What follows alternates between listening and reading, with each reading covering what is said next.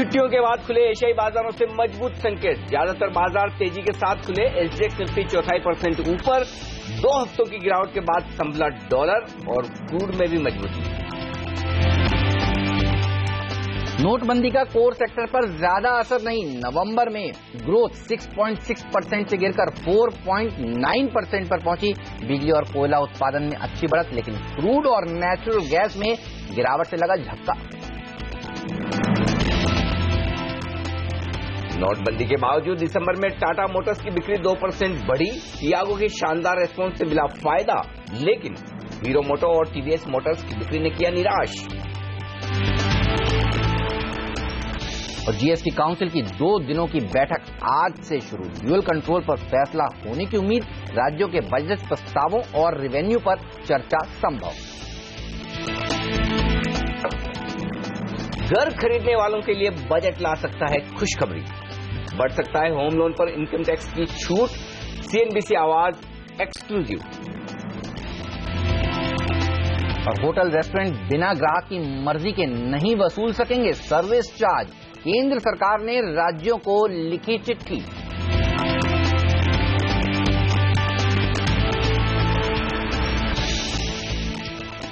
नए साल की शुरुआत बड़े उतार चढ़ाव के साथ और 8,200 को पार करने में हो रही है मुश्किल। आज एशियाई बाजारों से मजबूती के संकेत। तो बड़ा सवाल है कि क्या 8,200 के पार निकलकर टिक पाएंगे या फिर वहां पर फिर से शॉर्ट करने के मौके क्या हो। ऐसे में आपकी स्ट्रेटेजी, इस पर होगा हमारा खास फोकस। नमस्कार, मार्केट काउंटडाउन में आप सबका स्वागत है। मैं हूं अनिल सिंह। नमस्कार, और मैं हूं हेमंत घई, और हमारे साथ जुड़ रहे हैं हमारे 2 खास मेहमान। PowerMyWealth.com के फाउंडर और सीईओ संदीप वागले साहब, आपका स्वागत है। और सेठी फिनमार्ट के विकास सेठी जी भी हमारे साथ जुड़ चुके हैं। सेठी साहब, आपका भी स्वागत है। और सबसे पहले देखते हैं कि संकेत किस तरह से मिल रहे हैं ग्लोबल मार्केट से। अच्छे संकेत हैं। 7 बजे के आसपास एसजीएक्स निफ्टी लाल निशान में था, लेकिन अब आप देखिए हरे निशान में करीब करीब 18-20 अंक की बढ़त देखने को मिल रही है। और इसका श्रेय आपको देना चाहिए एशियाई बाजारों को। छुट्टी के बाद खुले और मजबूती के साथ कर रहे हैं ट्रेड, खासतौर से हांगकांग के बाजार। शंघाई देखिए, चाइना का मार्केट करीब 1% ऊपर है। जो वहां पर पीएमआई का आंकड़ा आया वो जबरदस्त आया। कोरिया में मजबूती देखने को मिल रही है। जापान का बाजार लेकिन आज भी हॉलिडे मूड में है। और नजर रखनी चाहिए ब्रेंट क्रूड पर। यहां पर भी एक अच्छा उछाल देखने को मिला है। 57 के आसपास ब्रेंट क्रूड पहुंचता हुआ। संकेत तो अच्छे हैं। ये बताइए, भारतीय बाजारों में क्या आज तेजी होगी? कल मिड कैप्स ने अच्छा प्रदर्शन दिखाया था, क्या आज दिग्गजों में भी रैली बनेगी? कहना थोड़ा सा मुश्किल है। असमंजस का माहौल है हेमंत, क्योंकि मजबूती के लिहाज से देखें तो एक ही संकेत है और वो है एशिया की मजबूत शुरुआत। तो शुरुआत तो हम एशिया के दम पर कर लेंगे, लेकिन अल्टीमेटली कल ही की तरह आज भी 8,200 ही मैंने निर्णायक लेवल के तौर पर चुना। कल आपने देखा किस तरह से हम शुरुआती कारोबार में 8,200 के ऊपर निकले जरूर, लेकिन वो स्क्रीन पर दिखा नहीं कि 8,212 कब हुआ। लगातार हमने 8,200 के नीचे ही ट्रेड किया। तो आज भी मेरा मानना यही कि 8,200 को पार करने जैसे संकेत हमारे पास नहीं है। लेकिन फिर भी कल के सेशन में एक बात कहनी होगी कि जिस तरह की रिकवरी निचले स्तरों से बाजार ने दी है वो काबिले तारीफ है और वो बाजार की मजबूती भी दिखा रही है। और उस लिहाज से आपको उतार चढ़ाव भरे सेशन के लिए तैयार हो जाना चाहिए। तो मेरी नजर सिर्फ और सिर्फ 8,200 पर है। अगर 8,200 को पार करके हम टिक गए तो ही मैं फ्रेश तेजी करने की राय दूंगा इन लेवल्स पर। तब आपको 50 से 75 पॉइंट आसानी से निफ्टी पर मिल सकते हैं, इसमें कोई डाउट नहीं। अदरवाइज आपके लिए वही ट्रेडिंग रेंज है 8,100 और 8,200। इस रेंज को ट्रेड करना है। तो इस रेंज को ट्रेड करने का बेहतर तरीका जो मुझे दिखता है वो ये कि मैं 8,200 के आसपास शॉर्ट करने की राय दूंगा निफ्टी को। 8,250 स्टॉप लॉस होगा। 50 से 75 पॉइंट नीचे यानी कि 8,150, 8,125 के आसपास आपको मौके मिल सकते हैं अपनी शॉर्ट पोजीशन को कवर करने के। खुलने दे बाजारों को, और अगर बाजार पहले नीचे की तरफ जाते हुए नजर आए शुरुआती घंटे में तो फिर आप नीचे की तरफ खरीदारी का मौका ढूंढे और वो होगा 8,150 के आसपास का आपका स्टॉप लॉस बनेगा। छोटा लगाना है तो 8,125 लगा लीजिए। डीप और सेफ स्टॉप लॉस लगाना चाहें तो वो होगा 8,100 का और ऊपर का टारगेट 8,200 का। तो ब्रॉडली रेंज वही है ट्रेड करने के लिहाज से। दिक्कत कहां है? दिक्कत निफ्टी के बाहर है और वो है बैंक निफ्टी में। और कल जिस तरह से बैंक निफ्टी ने यू टर्न लेके सबसे पहले कमजोरी के संकेत दिए, वहां से कॉन्फिडेंस हिलता हुआ दिख रहा है और कल काफी शॉर्ट्स भी बने। ऐसे में बैंक निफ्टी में एक शॉर्ट को लिया जा सकता है 18,150 के स्टॉप लॉस के साथ। नीचे की तरफ 17,800, 17,700 आता हुआ दिख सकता है। हिम्मत इस वक्त बैंक निफ्टी में खरीदारी की नहीं है, क्योंकि बाकी कुछ और बैंक है जिन्होंने ब्याज दरों में कटौती की, दिग्गजों ने। तो थोड़ा सा बैंक निफ्टी पर दबाव है। तो जब तक बैंक निफ्टी में मजबूती आती ना दिखे, और बैंक निफ्टी में मजबूती वापसी तब तक नहीं आएगी जब 18,200 18,250 के लेवल को पार न कर पाए बैंक निफ्टी, वहां बड़ी सप्लाई जोन है, तो थोड़ा दिक्कत वाला मामला बैंक निफ्टी में दिख रहा है। ऐसे में सेक्टर्स भी मिले जुले हैं, आपको दोनों तरफ ट्रेडिंग के मौके देंगे। खरीदारी करना चाहें तो सीमेंट, इंफ्रा और कंस्ट्रक्शन, ये 3 सेक्टर मैंने चुने जहां पर एक अच्छी तेजी का माहौल बन सकता है। आज भी फॉलो बाइंग हो सकती है। नेगेटिव साइड पर एनबीएफसी खासतौर से यहां पर सावधान रहे, चाहे वो हाउसिंग फाइनेंस कंपनियां हो, माइक्रो फाइनेंस कंपनियां हो या फिर एनबीएफसी हो, ये सेक्टर, ये स्पेस कमजोर नजर आ रही है। और ऑटो शेयरों में चुनिंदा बिकवाली, चुनिंदा खरीदारी हो सकती है। तो ये है आज का रुझान और खासतौर से नजर एक ही लेवल पर, और वो है 8,200। बिल्कुल, चलिए तो 8,200 ये निर्णायक लेवल है। और जो अनिल कह रहे हैं, देखिए कल भी बाजार खुलने के बाद अनिल आपने कहा था LIC हाउसिंग फाइनेंस शॉर्ट करना चाहिए, तो देखिए क्या जोर से गिरा। और आज मैं देख रहा हूं मॉर्गन स्टैनले ने अपना जो लक्ष्य है वो 700 रुपए से घटाकर 560 कर दिया है। तो हाउसिंग फाइनेंस कंपनियों में और कितनी मुश्किल की बात है, इस सब पर चर्चा आज भी होने वाली है। खासतौर पर देखिए ICICI ने भी कल अपनी ब्याज दरों को घटाया है। तो बैंक्स आज किस तरह से आपको ट्रेड करने चाहिए, हाउसिंग फाइनेंस कंपनियां आज किस तरह से आपको ट्रेड करनी चाहिए, इस सब पर बात करेंगे। लेकिन पहले वागले साहब से पूछते हैं उनके निफ्टी के लेवल्स और वो कैसे आज के मार्केट को अप्रोच कर रहे हैं। सर गुड मॉर्निंग, बताइए निफ्टी पर क्या व्यू है और बैंक निफ्टी पर भी व्यू बताइए। Good morning Hemant, good morning sir. Nifty पे ट्रेंड कंटिन्यू होते मुझे दिख रहा है, लेकिन बैंक निफ्टी पे व्यू नेगेटिव है। ऑलराइट, तो ऐसे चलते कहीं ना कहीं अटकना है, तो निफ्टी में भी लिमिटेड अपसाइड होगा। मैं अभी भी मेरा बुलिश व्यू मेंटेन करता हूं। 8130 के स्टॉप लॉस से बाय करे for a target of 8250, 70-80-100 point upside. Bank Nifty में मुझे नहीं लगता 18,200 अपसाइड में ब्रेक होगा। डाउन साइड आई थिंक मेरे लेवल्स अनिल जी के साथ बिल्कुल मैच होते हैं। 17,800 ये रेंज है, मुझे लगता है एक बार वो टेस्ट होगा। तो ऐसे होते ये मार्केट दो तरफा है, ये स्टॉक्स वीक होंगे, हाउसिंग फाइनेंस, बैंक्स और टू व्हीलर्स, ये इसमें मुझे वीकनेस दिखाई देती है। और बाकी सब में, इनफैक्ट 4 व्हीलर में मुझे स्ट्रेंथ दिखाई देती है। तो अभी ये कहना मुश्किल है मार्केट निफ्टी किस तरफ जाएगा, लेकिन वो मेरा बुलिश व्यू बरकरार है। तो बुलिश व्यू बरकरार है, स्टॉक स्पेसिफिक एक्शन रखिए। और देखिए LIC हाउसिंग फाइनेंस आज वागले साहब कह रहे हैं बेचकर चलना चाहिए। सर आपका एक स्टॉक लीक कर रहा हूं यहाँ पर, विस्तार से बात करेंगे इसके ऊपर और टारगेट जानेंगे खुद वागले साहब के मुंह से। लेकिन ये बताइए FIIs का डेटा से आपको क्या संकेत मिल रहा है? मैं कल देख रहा था FIIs ने 260 करोड़ रुपए की कैश मार्केट में बिकवाली करी। चलिए छुट्टी के मूड में कम बिकवाली का आंकड़ा, DIs पिछले कुछ दिनों से नोटिस कर रहे हैं कि थोड़ा बेटर परफॉर्म कर रहे हैं। कल भी 21 करोड़ रुपए का आंकड़ा, लेकिन देखिए पॉजिटिव साइड पर आया। कैसे रीड करेंगे? एक्टिविटी थोड़ी सी कम हुई है घरेलू फंड्स की भी और FIs की भी। तो एक बार मैं ये देखना चाहता हूं कि इनकी फुल फ्लेज एक्टिविटी आ जाए, क्योंकि आंकड़े छोटे छोटे हैं। इन छोटे आंकड़ों के दम पर एक थोड़ा सा क्लियर कट अंदाजा लगाना मुश्किल है। और यही वजह कि देखिए आज मैं अदरवाइज आपको आराम से कह देता कि क्वालिटी वाइज आंकड़े खराब है, क्योंकि 260 करोड़ की बिकवाली से वैसे डर नहीं लगता। लेकिन आप देखिए 460 करोड़ की इंडेक्स फ्यूचर्स में बिकवाली की है, 167 करोड़ की स्टॉक फ्यूचर्स में बिकवाली की है। तो FIs ने बिकवाली तो की है और 1650 करोड़ के ऑप्शंस खरीदे हैं। और ये ऑप्शंस भी पूरी तरह से आप जो खरीदारी कर रहे हैं वो पुट ऑप्शंस में ज्यादा खरीदारी हो रही है हेजिंग के लिहाज से। तो ऐसे क्वालिटी के लिहाज से आंकड़े बहुत अच्छे नहीं है, लेकिन बहुत बड़े भी नहीं है। और दूसरी बात, सबसे बड़ा आंकड़ा जो इंडेक्स फ्यूचर्स का जो दिखता है 450 करोड़ का, उसमें ओपन इंटरेस्ट घटकर आया है। इसका मतलब क्लियर कट है कि FIs भी बहुत ज्यादा इस वक्त बाजार के व्यू को लेकर तेजी या मंदी की पोजीशन बनाने के मूड में नहीं है।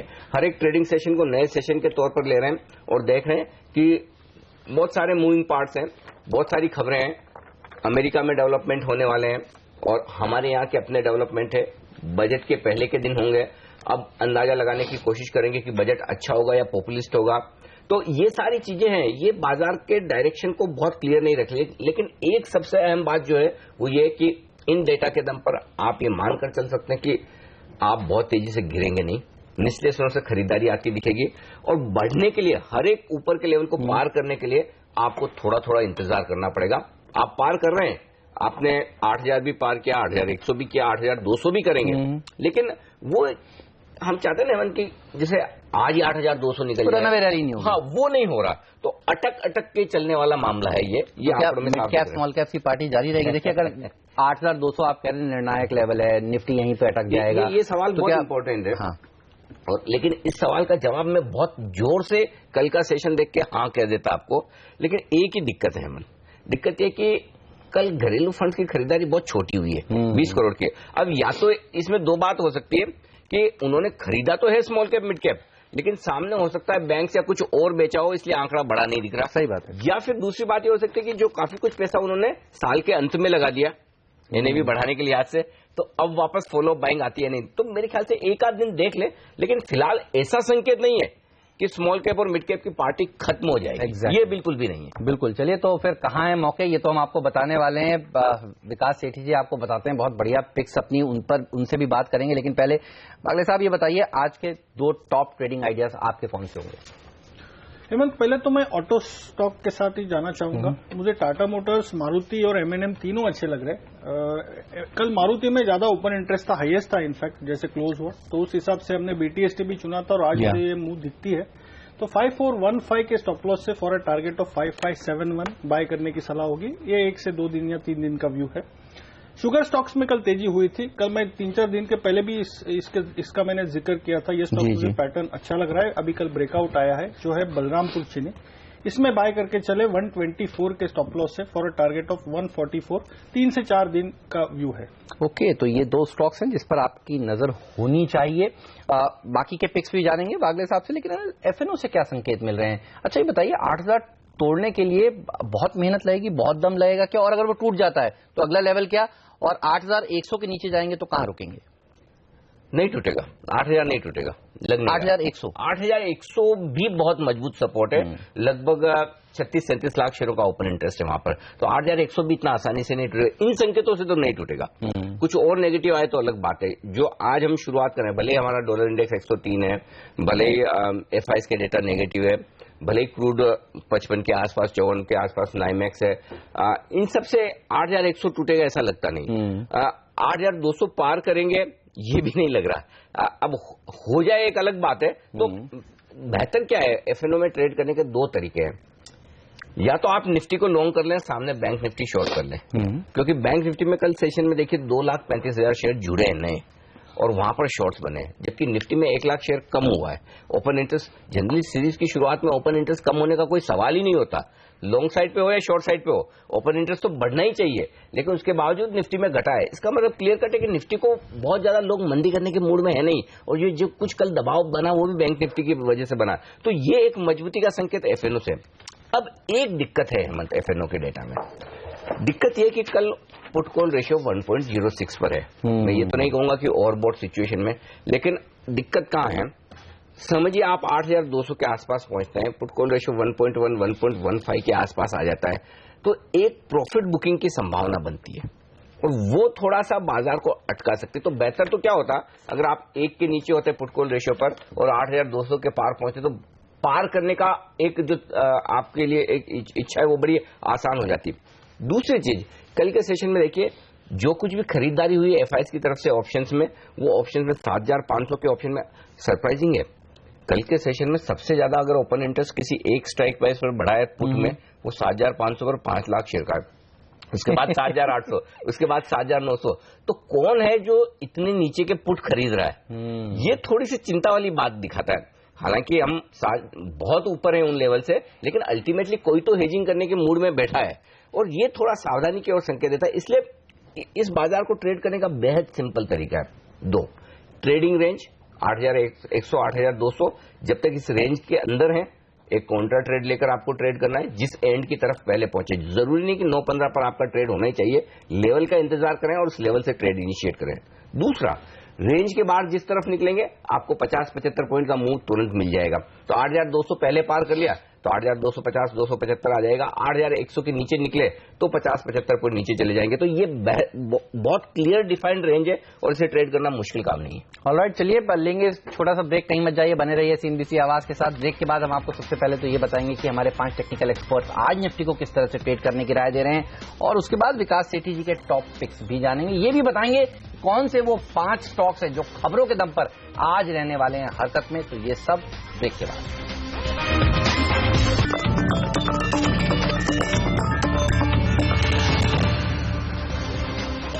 स्वागत है आप सभी का सीएनबीसी आवाज पर। आप देख रहे हैं मार्केट काउंटडाउन और अब वक्त है ये जानने का कि हमारे 5 टेक्निकल एक्सपर्ट्स आज निफ्टी को किस तरह से ट्रेड करने की राय दे रहे हैं। और राय देखिए बुलिश आती हुई Ashutosh Sarna max growth capital के कह रहे हैं 8200 के पार निकलेगा और 8240 तक जा सकता है। 8150 का स्टॉप लॉस रखिए।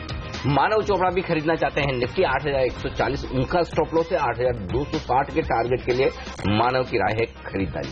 और तीसरे एक्सपर्ट देखिए मुदित, ये भी कह रहे हैं 8,200 के पार आराम से निकल सकता है, 8,240 का टारगेट भी दे रहे हैं, 8,140 का स्टॉप लॉस भी रखने की बात। लेकिन पहली राय बिकवाली की आती हुई दिख रही है। नीरव वखारिया ग्लोब कैपिटल के कह रहे हैं कि शॉर्ट कर दीजिए निफ्टी को, 8,220 पर लगाइएगा स्टॉप लॉस, 8,130 कल के लोज के आसपास फिर से फिसलेगा नहीं। और किरण यादव भी कहते हुए कि 8,200 के पार निकलेगा और इनका टारगेट सबसे एग्रेसिव 8,270 का, 8,130 का एक स्टॉप लॉस भी जरूर रखना चाहिए। तो 5 में से जो एक्सपर्ट्स बुलिश हैं 4, वो कह रहे हैं कि आराम से 8,270 तक जा सकता है निफ्टी आज। बिल्कुल, और रेंज बेहद साफ दिख रही है। नीचे की तरफ जो सपोर्ट है निफ्टी पर 20 अंकों की रेंज है, वो है 8,130 से लेकर 8,150, इस पर रखिएगा नजर। ये 20 पॉइंट की रेंज करेगी सपोर्ट का काम। अटकेंगी कहां? 8,240 से लेकर 8,260, ये वो रेंज है जहां पर जाकर बाजार रुकेगा, ये मानना है हमारे 5 के 5 एक्सपर्ट्स का। ऑलराइट, ये तो बात निफ्टी की, लेकिन कौन से वो स्टॉक्स हैं जो हरकत में रहेंगे, एक्शन में रहेंगे, जहां आपको ट्रेड करना चाहिए खबरों के दम पर? चलिए जानते हैं 5 का पंच। वरुण बेवरेजेस, इसके लिए अच्छी खबर, क्रिसिल ने इनकी लॉन्ग टर्म रेटिंग को ए से बढ़ाकर A+ किया है। ऑलराइट, और नजर रखिए जी शिपिंग पर भी। यहां पर खबरें आई हैं कि इन्होंने 2 क्रूड कैरियर्स के लिए कॉन्ट्रैक्ट साइन किया है, तो यहां पर तेजी बन सकती है आज। एशियन ऑयल फील्ड, इसके लिए खबर यह है कि प्रमोटर्स ने पहले वारंट खरीदे थे और अब शेयरधारकों ने इन वारंट को इक्विटी शेयर्स में बदलने के लिए मंजूरी दे दी है। अबान ऑफशोर 2 सब्सिडीज में शेयर बिक्री और अधिग्रहण पर कामकाज इन्होंने पूरा कर लिया है, तो यहां पर भी नजर रहनी चाहिए। बलरामपुर चीनी, प्रोमोटर्स बायबैक करना चाहते थे कंपनी की तरफ से, और उसके लिए शेयरधारकों की मंजूरी की जो जरूरत होती है वो शेयरधारकों ने हाँ कर दिया है। भाव भी 175 और 175 करोड़ रुपए का ही बायबैक किया जाएगा बलरामपुर चीनी में।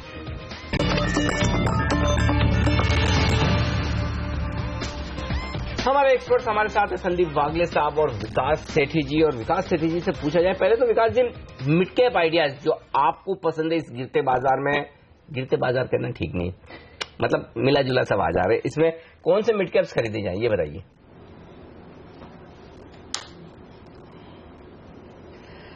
Good morning Anil ji, good morning Hemant. पहले तो आपको, संदीप जी को और आपके सभी दर्शकों को मेरी तरफ से नए साल की हार्दिक शुभकामनाएं।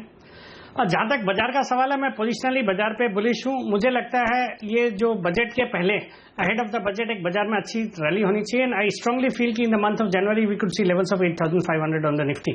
सो पोजिशनली मेरी राय में बिल्कुल खरीदारी करनी चाहिए इस बाजार में। जहां तक मिड कैप आइडियाज का सवाल है, तो आज के लिए जो मैंने स्टॉक्स पिक किए हैं उनमें पहला स्टॉक रहेगा HCC, हिंदुस्तान कंस्ट्रक्शन का।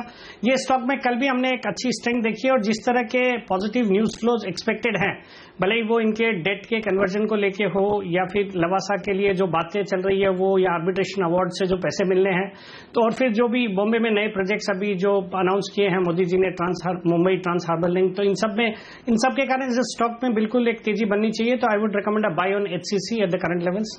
दूसरा स्टॉक रहेगा मेरा गति का रहेगा आज के लिए, बिकॉज GST काउंसिल की बैठक है और मुझे लगता है आज जो एक डेडलॉक है वो निकलना चाहिए। आजकल की जो 2 दिन की बैठक है उसमें तो लॉजिस्टिक्स शेयरों पे अच्छा एक रुझान रहना चाहिए, तो Gati would be stock to watch out for. Third would be Equitas. Equitas मुझे इसलिए पसंद है, एक तो अच्छी कंपनी है और जिस तरह से सरकार ने अभी जो नए अनाउंसमेंट किए हैं 9 लाख तक के लोन के लिए और 12 लाख तक के हाउसिंग लोन के लिए, ये जो कंपनी, इसका एक होम लोन का भी पोर्टफोलियो है और यहाँ पे इसको एक अच्छा बेनिफिट हो सकता है। So Equitas would be one stock. चौथा स्टॉक रहेगा शुगर स्पेस से द्वारिकेश शुगर।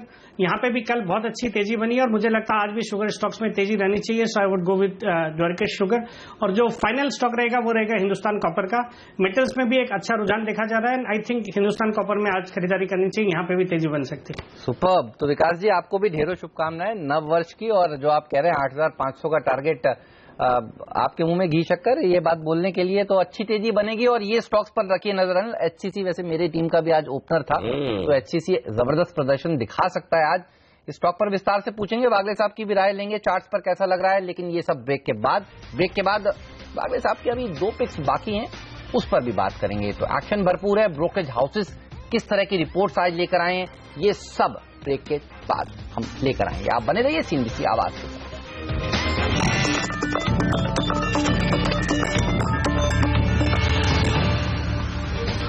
स्वागत है आप सभी का CNBC आवाज पर। आप देख रहे हैं मार्केट काउंटडाउन और वक्त हो गया अब ये जानने का कि ब्रोकरेज हाउसेज हाउसिंग फाइनेंस कंपनियों पर क्या व्यू रख रही हैं। ध्यान रखिए, SBI ने जिस तरह से ब्याज दरों में कटौती करी, हाउसिंग फाइनेंस कंपनियों को हो गई है चिंता। चलिए नियति के पास चलते हैं और जानते हैं कि ब्रोकरेज हाउसेज कौन से लक्ष्य दे रहे हैं, कितना डाउनग्रेड कर रहे हैं हाउसिंग फाइनेंस कंपनियों को। नियति बताइए क्या कह रहे हैं ब्रोकरेज हाउसेस। देखिए, जितना बड़ा SBI ने कट दिया है उतनी बड़ी दिक्कत हाउसिंग फाइनेंस कंपनियों के लिए हो सकती है। ज्यादातर ब्रोकरेजेस यही मान रहे हैं। क्यों? क्योंकि दूसरी हाउसिंग फाइनेंस कंपनियों पर भी अभी प्रेशर आ सकता है कि अब वो अपनी लोन की दरें घटाएं और सबसे बड़ा इम्पैक्ट मॉर्गेज मार्केट में आएगा, ऐसा मानना है क्रेडिट स्विस का। ये इसीलिए अपनी जितनी भी हाउसिंग फाइनेंस की कंपनीज हैं उन सबके अर्निंग्स एस्टिमेट्स 9% घटा रहे हैं।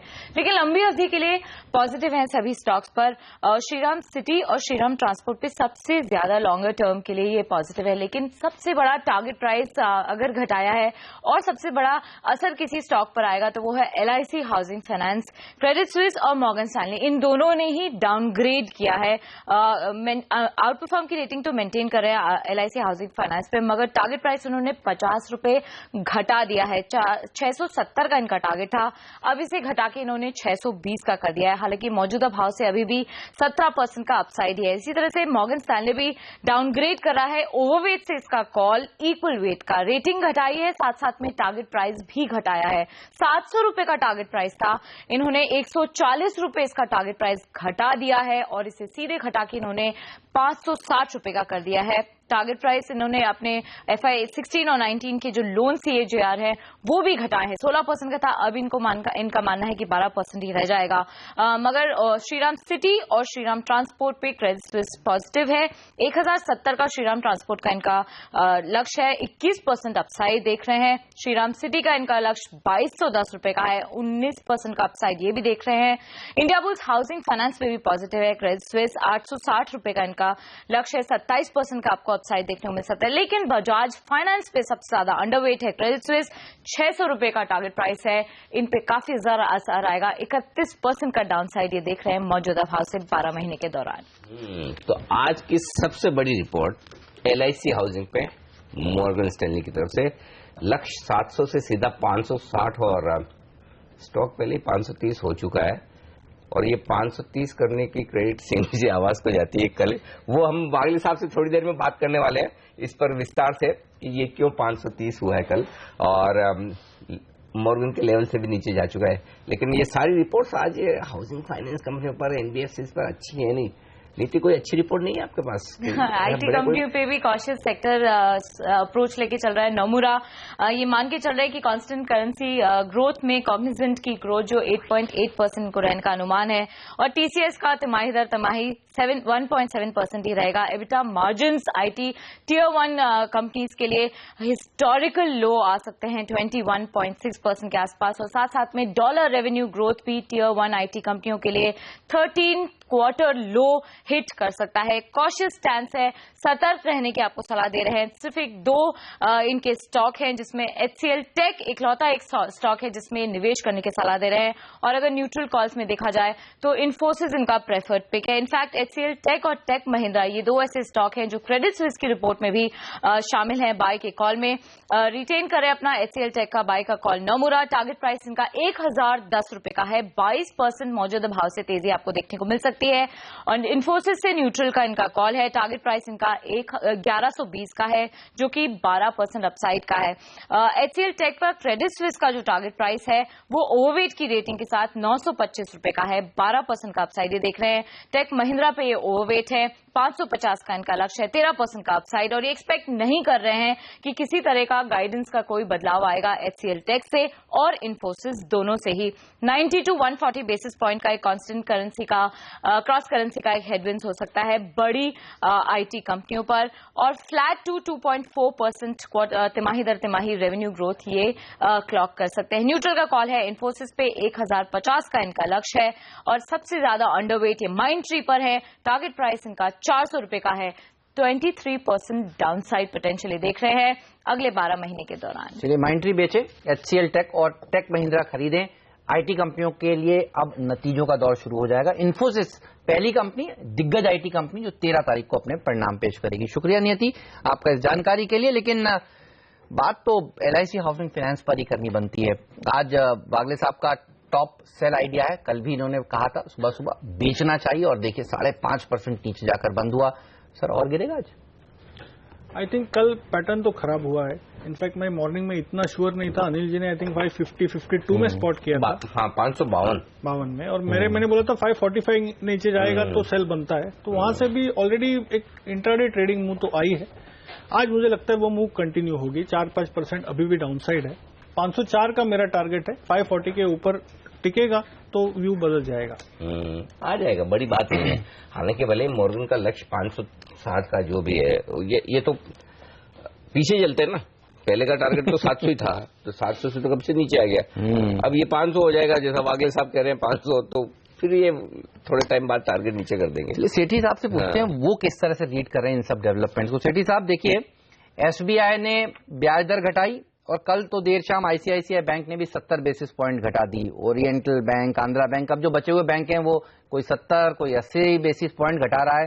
हाउसिंग फाइनेंस कंपनियों से लोन फिर लेगा कौन अगर ये दिग्गज सरकारी बैंक और प्राइवेट सेक्टर बैंक इतना सस्ता कर देंगे? ये है चिंता। ये बताइए आप किस तरह से रीड कर रहे हैं इसे?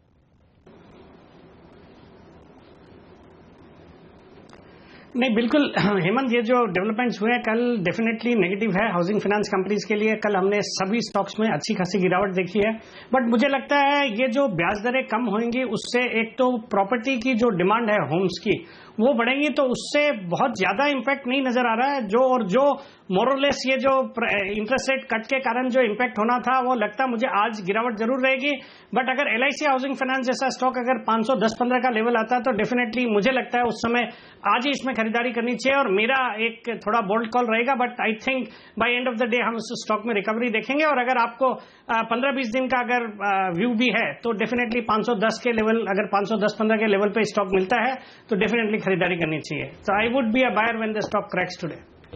500 रुपए पे खरीदने के लिए भी तैयार है, ये बात भी सही है। वैसे फंडामेंटल एक्सपर्ट तो ऐसे गिरते बाजार में ही खरीदते हैं। और सेठी जी तो 8500 निफ्टी की बात कर रहे हैं, तो उनको फिर तो मौका है इनके लिए, अच्छे शेयर खरीदने का मौका है। बिल्कुल, और स्टॉक्स भी जबरदस्त चुने, HCC, LIC हाउसिंग, गति, ये सारे के सारे स्टॉक्स हैं सेठी साहब की लिस्ट में, तो अच्छी तेजी के साथ। अच्छा, आप कह रहे थे ना नियति से कोई अच्छी रिपोर्ट है क्या आपके पास? मेरे हाथ में एक अच्छी रिपोर्ट आई है PVR पर Bank of America Merrill Lynch की।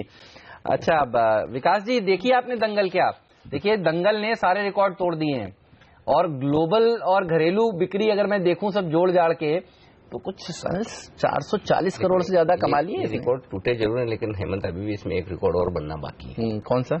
अभी तक मैंने देखी नहीं, मेरा कौन अभी आना बाकी है तो रिकॉर्ड अभी पूरे बने नहीं है, थोड़े और बनेंगे। अच्छा सेठी साहब, कैसा लगता है आपको PVR का शेयर? इस पर भी बड़े ब्रोकरेज हाउसेस काफी बुलिश हैं। Bank of America Merrill Lynch ने 1270 का लक्ष्य दिया है।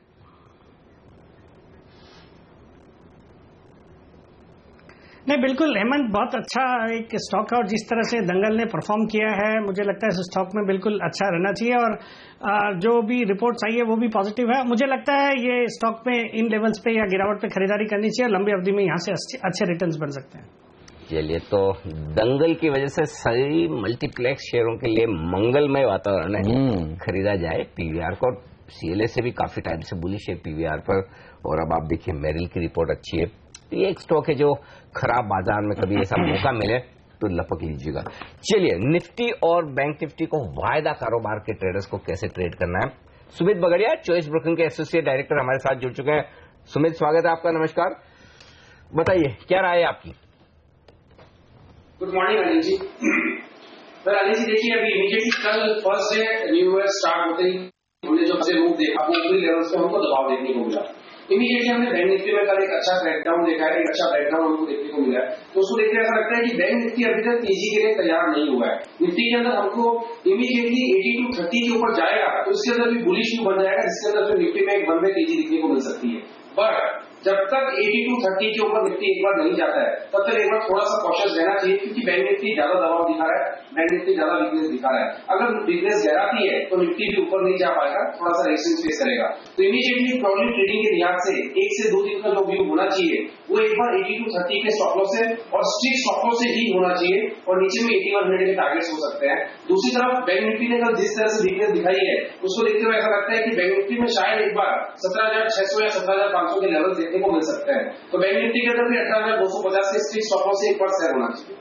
ओके, तो निफ्टी बैंक निफ्टी दोनों में बिकवाली करने की राय दे रहे हैं आपको सुमित। तो सुमित है कॉशियस, क्या शेयरों में भी उनकी बिकवाली करने की राय है?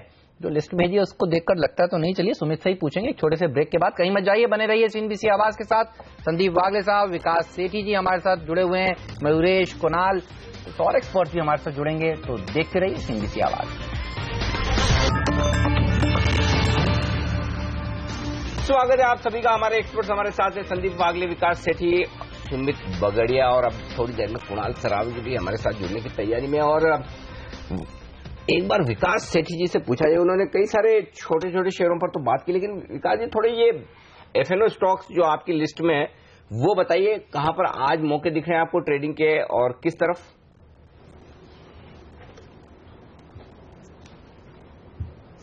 बिल्कुल अनिल जी, जो 5 स्टॉक्स मैंने एफएनओ सेगमेंट से भी चूज करे हैं उसमें सबसे पहला स्टॉक रहेगा इंडिया बुल्स रियल एस्टेट का। कल हमने देखा जो 31 को प्रधानमंत्री जी की भाषण के बाद हमने रियल एस्टेट स्टॉक्स में बहुत अच्छी एक तेजी देखी है, तो उसमें मुझे लगता है आईबी रियल एस्टेट में आज बिल्कुल कल की जो तेजी है बिल्कुल कंटिन्यू रहनी चाहिए, तो वहां पे ट्रेडिंग की अपॉर्चुनिटी है। दूसरा स्टॉक रहेगा जेन इरिगेशन का। यहाँ पे भी जिस तरह से सरकार ने जो गरीब कल्याण योजना या फिर जो भी उनके भाषण में या बजट से हम इरिगेशन पे डेफिनेटली पॉजिटिव अनाउंसमेंट्स की उम्मीद रखते हैं और फार्म सेक्टर को बिल्कुल बूस्ट करने की बातें करते हैं, तो Jain irrigation could be a major beneficiary, तो वहां पे भी खरीदारी करनी चाहिए। तीसरा स्टॉक रहेगा जीएमआर इंफ्रा का। ये भी जो इंफ्रास्ट्रक्चर स्टॉक्स है वहां पे एक अच्छा, मुझे लगता है आज भी जो कल तेजी थी वो रहनी चाहिए। और जीएमआर में भी जिस तरह से स्टॉक मूवमेंट कर रहा है और जिस तरह से कंपनी भी लगी हुई है अपने एसेट्स को डिमोनेटाइज करने के लिए, प्लस ये जो बॉम्बे में भी जो नए प्रोजेक्ट्स अनाउंस हुए वहां पे भी कुछ इनको भी ऑर्डर्स मिल सकते हैं, तो इस कारण से मुझे लगता है जीएमआर में भी आज एक तेजी बन सकती है। चौथा स्टॉक रहेगा मेटल स्पेस से हिंडाल्को। यहां पे भी पिछले कुछ दिनों में अच्छी खासी गिरावट के बाद 1-2 ट्रेडिंग सेशन से स्ट्रेंथ आई है और ये स्ट्रेंथ बिल्कुल रहनी चाहिए। कल भी हमने सभी मेटल स्टॉक्स में अच्छी तेजी देखी और आज भी मुझे लगता है metals would be sector which would perform और Hindalco should be there on the buy list. और जो फाइनल स्टॉक रहेगा वो थोड़ा एक कंट्रारियन स्टॉक है, नाम है भारत फाइनेंस। ऑल्दो एनबीएफसीज और हाउसिंग फाइनेंस कंपनीज पे दबाव बना हुआ है, बट मुझे लगता है ये जो micro finance as a sector है वो पूरा ही परफॉर्म करना चाहिए और भारत फाइनेंस भी आज मुझे लगता है यहाँ से अच्छे अपसाइड्स दिखा सकता है। राइट, तो भारत फाइनेंशियल इंक्लूजन जिसको आप पहले एसकेएस माइक्रो फाइनेंस के नाम से जानते थे, उस पर भी बुलिश हैं विकास सेठी साहब, और कुछ देर पहले उन्होंने बताया इक्विटास पर भी वो बुलिश हैं। तो इस सेगमेंट पर रखिए नजर। विकास जी शुक्रिया आपका समय निकालने के लिए और आज इस चर्चा में शामिल होने के लिए। अब 2 और मेहमान हमारे साथ जुड़ चुके हैं, यहाँ मयूरेश जोशी जी और कुणाल सरावगी जी। आप दोनों का ही स्वागत है। कुणाल, आपके टॉपिक्स बताइए आज के लिए।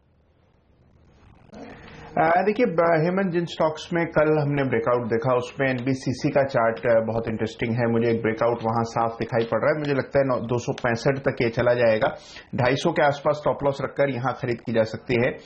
इसी तरह आईआरबी में भी एक ब्रेकआउट कल देखा गया। मुझे लगता है कि 210, 212 के लेवल्स यहां आ सकते हैं। 200 पर एक स्टॉप लॉस रखकर यहां पर खरीद की राय है।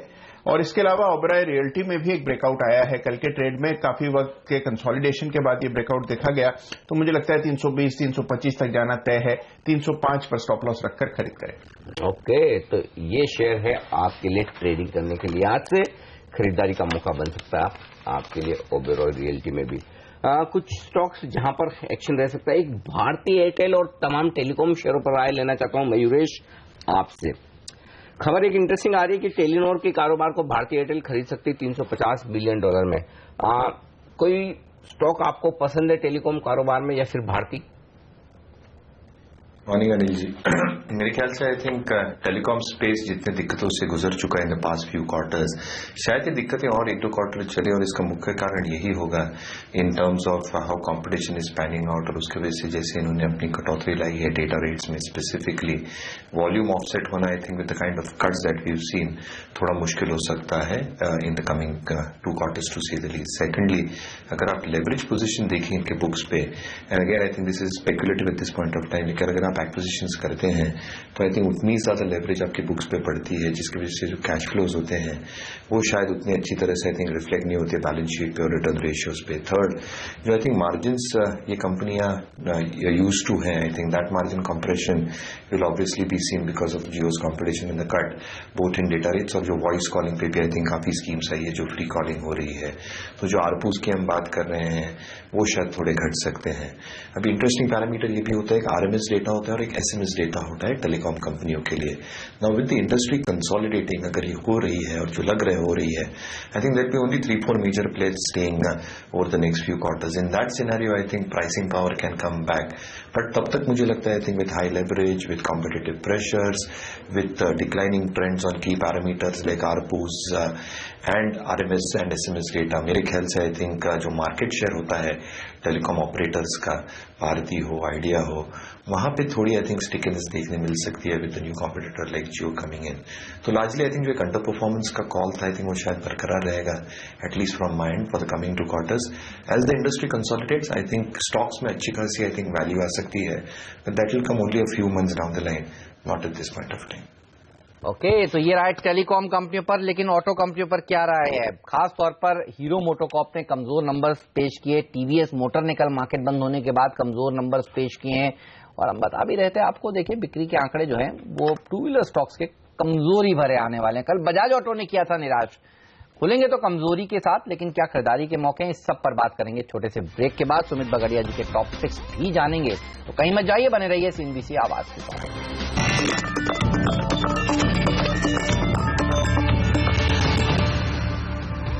स्वागत है आप सभी का सीएनबीसी आवाज पर। जी हां, एक्सपर्ट्स का दमदार पैनल हमारे साथ है, संदीप वागले साहब स्टूडियो में, और मयूरेश जोशी जी, कुणाल सरावगी साहब, सुमित बगड़िया जी भी हमारे साथ मौजूद हैं।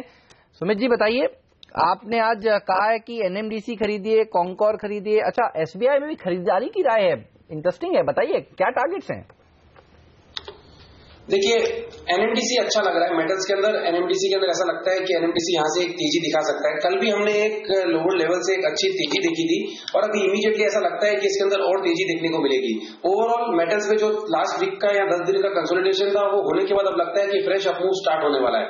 तो एनएमडीसी के अंदर इमीडिएटली बाय करके काम करना चाहिए। 124 का नीचे में ट्रेडिंग के लिहाज से स्टॉप लॉस होना चाहिए, और इमीडिएट टारगेट 135 के होंगे, और अगर एक बार 135 का लेवल निकला तो इसके अंदर अच्छी अपमूव देखने को मिलेगी, जिसके अंदर 145 तक के लेवल देखने को मिलेंगे। बट प्योरली ट्रेडिंग के लिहाज से 135 के टारगेट के लिए एनएमडीसी को बाय किया जा सकता है। दूसरा स्टॉक हमने कॉनकोर सिलेक्ट किया है, बहुत दिनों बाद इस स्टॉक के अंदर एक तेजी का मूव देखने को मिला है, और लोअर लेवल से ऐसा लगता है कि इसके अंदर बेस फॉर्मेशन हुआ है। तो इमीडिएटली कॉनकोर के अंदर यहां से तेजी देखने को मिल सकती है, जिसके अंदर हमको 1200 तक के लेवल देखने को मिल सकते हैं। यानी अगर किसी को तेजी करनी है कॉनकोर के अंदर, तो प्रेजेंट लेवल्स में तेजी करनी चाहिए 1140 के आसपास, जो कि कल की क्लोजिंग है, और नीचे में स्टॉप लॉस लगाना पड़ेगा 1110 के लेवल का, और ऊपर में इमीडिएट टारगेट 1200 तक के हमको देखने को मिल सकते हैं बहुत ही जल्दी शॉर्ट टर्म में।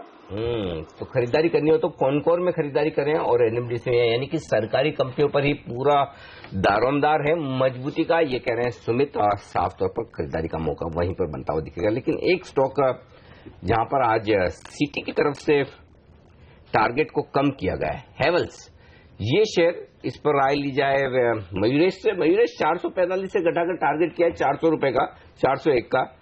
क्या लगता है, हेवल्स किसी के पास पोर्टफोलियो में तो बेच देना चाहिए? ये लेकिन पर्सपेक्टिव पे है। आई थिंक अगले 2 क्वार्टर्स कंज्यूमर डिस्क्रिशनरी स्पेंडिंग पे जैसा दबाव आएगा because of demonetisation, obviously volume degrowth देखने मिलेगी। लेकिन I think competition is pretty intense. अगर आप इंडिविजुअल बिजनेस लाइन्स और वर्टिकल्स देखें in the discretionary space itself, lighting हो, फैंस हो, अच्छी खासी कॉम्पिटिशन बढ़ गई है, और प्राइसिंग कॉम्पिटिटिव प्रेशर्स पूरी इंडस्ट्री पे दिख रहे हैं। तीसरा, I think in terms of valuations itself, I think valuations fair level पे ट्रेड कर रहे थे, हायर लेवल्स पे, पर अगर ये trade I mean price contract होती है तो मेरे ख्याल से I think with the hike और the hike of Sylvania unit अच्छी खासी कैश बुक्स पे आ गई है.